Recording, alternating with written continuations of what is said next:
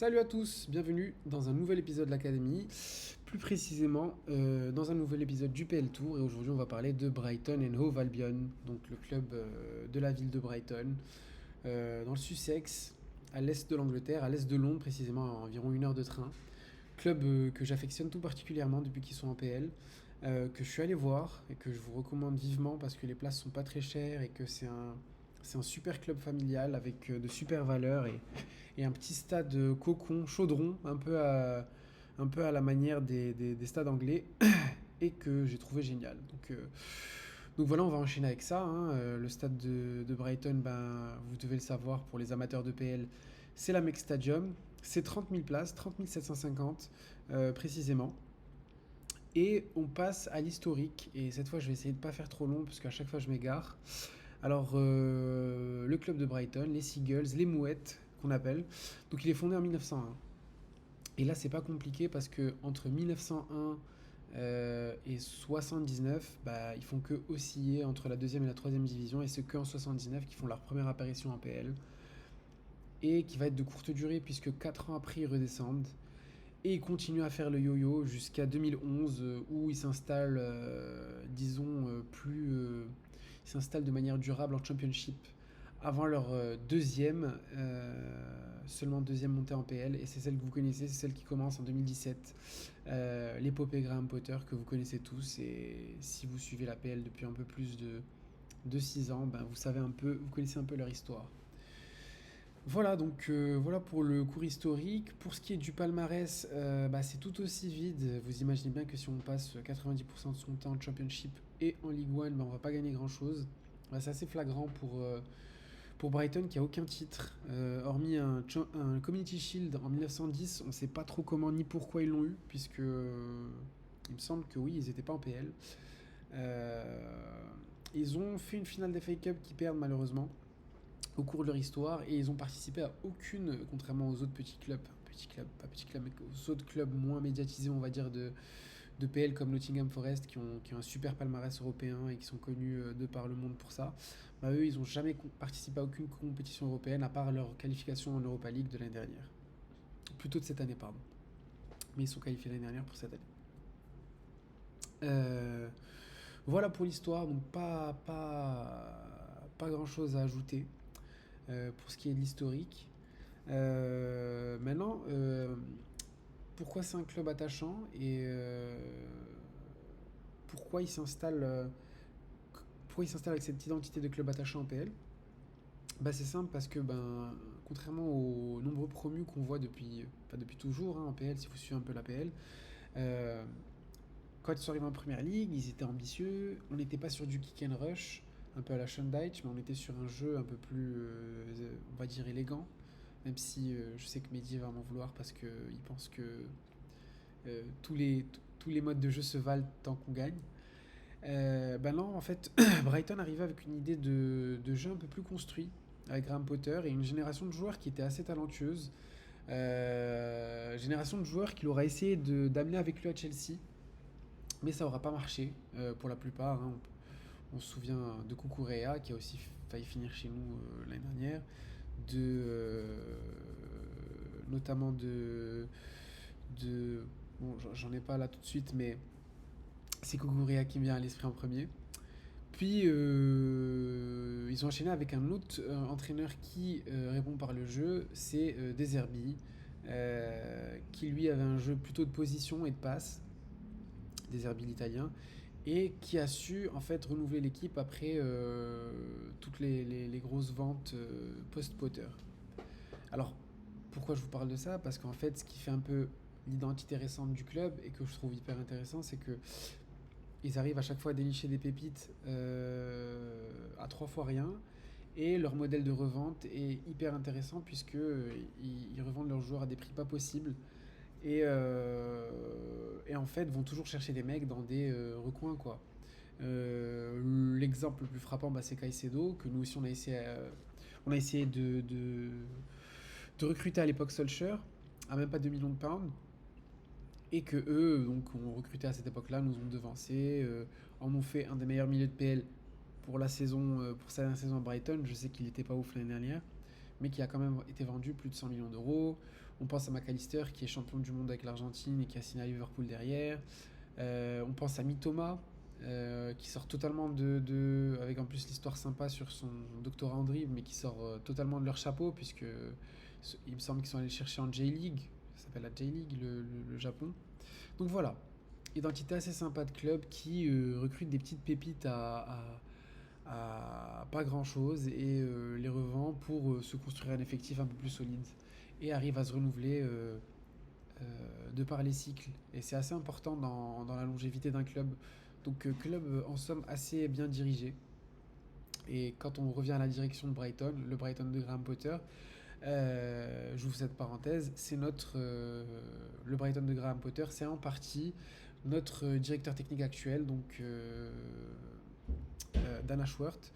Donc beaucoup d'espoir pour la suite. En tout cas pour les fans de Manchester. Voilà pour ce qui est un peu de l'identité globale du club, du moins comment je le vois. Club à la base, petit club, pas titré, mais qui essaye de répondre par le jeu, pas par des individualités, pas par des faits de jeu, mais vraiment par le jeu pur. Et ça, je trouve ça hyper intéressant pour un club de leur, disons, de leur taille. C'est louable. Je passe un peu à la formation. C'était souvent un 4-2-3-1 avec Deserbi l'année dernière. Deserbi qui est plus là, mais on y reviendra. Donc avec 4-2-3-1, donc avec Verbruggen au goal. L'excellent Estupinian en arrière gauche que moi j'adore, que j'aurais bien vu à Manchester United pour remplacer un certain Luke Shaw. Luke Shaw, L-E-U-K-C-H-O. Hein. Lewis Dunk, le fameux central. En deuxième partie de saison, on voyait beaucoup Van Lecke et à droite Veltman, même si il me semble avoir vu Lamptey aussi défendre l'arrière droit, mais c'était surtout Veltman. Il s'était fait prêter par le Borussia Dortmund, donc Pascal Gross, qui a pas mal joué, qui repart d'ailleurs à Dortmund, qui est en fin de prêt. Normalement, à ses côtés, on avait Baleben, il me semble, si je me trompe pas. Adingra devant. Lamptey, quand il est pas arrière droit, on va le retrouver en ailier droit. Évidemment, notre Welbeck national. Et la position de 10 va vraiment varier parce que ça va dépendre des disponibilités. On a vu Mitoma, on a vu Welbeck redescendre et Ferguson au-dessus. Evan Ferguson, évidemment, qu'ils ont acheté une blinde après la vente de, il me semble, Caicedo, si je me trompe pas. Donc voilà, un effectif assez cohérent. On se souvient aussi du prêt d'Ansu Fati, du Barça. Un effectif assez intéressant, plus et cohérent. Aussi, j'ai oublié de parler de Solly March, que j'adore, donc le numéro 7, qui lui aussi s'est blessé toute la fin de saison, qu'on n'a pas trop vu. Et c'est assez dommage parce que c'est un peu le, disons, la mascotte du club. Enfin, c'est un peu le gars préféré là-bas. Pour simplifier les choses, je vais vous faire une petite liste des arrivées et des départs, comme ça vous comprenez un peu. Alors, pour ce qui est des départs, donc Ansu Fati repart en prêt. Facundo Buonanotte repart à Leicester, on l'a vu aussi pas mal de fois. Lallana, qui a une très grosse carrière, à 36 ans, repart à Southampton. Mais en transfert libre, il n'était pas prêté. Gross repart à Dortmund. Et Denis Undav, l'attaquant, repart à Bundesliga. Perso, je l'ai quasiment pas vu. J'ai pas vu tous les matchs, mais je l'ai quasiment pas vu. Pour ce qui est des arrivées, on a 3 grosses arrivées. Donc, 2 mecs qui ont été payés 30 et 35 millions d'euros et un troisième qui a été payé 20 millions d'euros. Alors, le premier à 35, c'est Minté, c'est l'ailier droit de Newcastle, payé assez cher.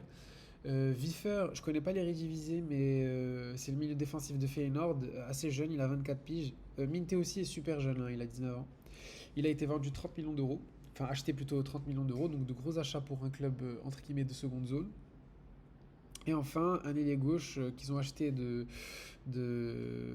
la Superliga danoise, de chez Nord-Zeeland, je ne sais pas prononcer, un certain Ibrahim Osman, donc 19 millions d'euros et demi.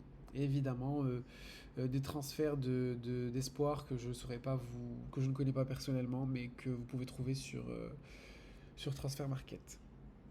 Donc voilà pour les arrivées et les départs, voilà pour l'effectif, le petit historique du club. Je vais essayer d'écourter la vidéo et je vais parler du vrai gros changement qu'on va avoir l'année prochaine parce que vous savez que Roberto De Zerbi quitte Brighton. Vous allez le retrouver du côté de l'OM avec le fameux numéro 11, celui dont on ne doit pas prononcer le nom. La grande nouveauté en fait cette année à Brighton, c'est l'entraîneur. Alors il faut que je lise mes notes pour vous lire son nom parce que c'est un Allemand. Il s'appelle Fabian Hürzeler. Et c'est quoi la particularité de Fabian Hürzeler? C'est que il a seulement un an de plus que moi. J'ai pas encore 30 ans, mais c'est bientôt. Fabian Hürzeler, il a 31 ans et ça va être le coach le plus jeune de l'histoire de l'APL. Donc une trajectoire un peu à la Nagelsmann, et je vous avoue que ça me hype pas mal parce que c'est des trucs qu'on voit peu en fait, enfin plutôt qu'on voit de plus en plus dans le foot, et que c'est assez intéressant à voir si un mec va réussir à fédérer un vestiaire en étant aussi jeune. Alors rapidement, je vous en parle rapidement, ce Fabien Hürzeler c'est qui? C'est un mec qui à la base commence sa carrière dans le foot, il est à peu près de la génération d'Emre Can, c'est ce que j'ai lu sur lui. Euh, Il fait ses gammes, je crois, au Bayern 2 et à Munich 1960, 1860, 1960, je sais plus. Et en fait, il n'a pas le niveau, il n'a pas le niveau pour le haut niveau et il arrête sa carrière à environ 23 ans. Mais apparemment, il est tellement balèze tactiquement, enfin tous ses coéquipiers le disent qu'il envisage de faire carrière dans le coaching.